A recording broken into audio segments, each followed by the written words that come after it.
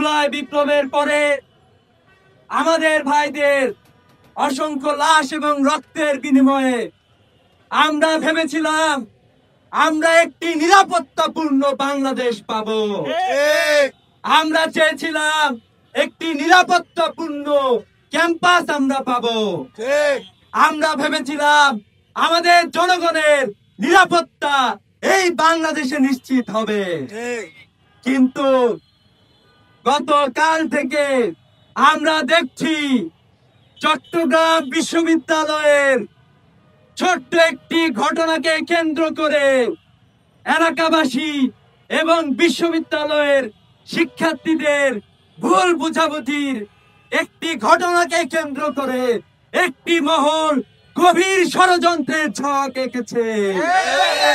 আমরা দেখেছি আজকের সারা দিনে অসংখ্য শিক্ষার্থীকে আহত করা হয়েছে। ইসলামী ছাত্র শিবিরের কর্মী রাজিউর রহমান রাজুকে 4 তলা থেকে ফেলে দেওয়া হয়েছে। আমরা এখনো অসংখ্য ভাই হাসপাতালের বেডে কাতরাচ্ছে। আমরা জানি না অনেকে এখনো আশঙ্কাপূর্ণ অবস্থায় হাসপাতালে ভর্তি রয়েছেন। আমরা যারা বাংলাদেশকে ধারণ করে সে সকল ছাত্র নেতৃবৃন্দকে বলতে চাই, আপনাদের এ ধরনের হটকারী সিদ্ধান্ত আপনারা পরিহার করেন। বাংলাদেশ নিয়ে যে গভীর ষড়যন্ত্র চলছে, এই গভীর ষড়যন্ত্রে আপনারা তেল ঢালবেন না।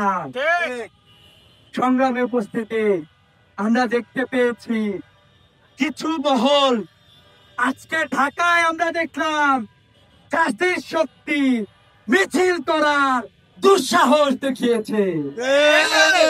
ডক্টর ইউনূস এবং তার ইন্টারিম সরকারকে বলতে চাই, যদি আপনারা বাংলাদেশের জনগণের নিরাপত্তা নিশ্চিত করতে না পারেন, আমাদেরকে জানায় দেন।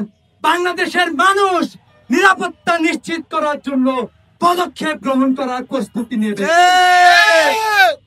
আমরা বলতে চাই, আমরা সেই প্রজন্ম যারা বুলেটের সামনে দাঁড়িয়ে বাংলাদেশের নিরাপত্তা নিশ্চিত করেছিলাম।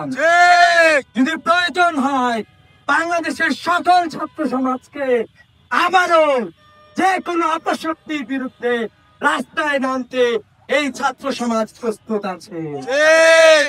আমরা দেখলাম একের পর এক বিশ্ববিদ্যালয়ে অনাকাঙ্ক্ষিত পরিবেশ তৈরি হচ্ছে। আমরা দেখলাম বাংলাদেশে একটি বড় রাজনৈতিক দলের একজন নেতাকে তারা বহিষ্কার করলেন। আমরা দেখলাম রাজশাহী বিশ্ববিদ্যালয়ে তারা শিক্ষকদের উপরে হামলা করার মতো একটা পরিস্থিতি তৈরি করলেন।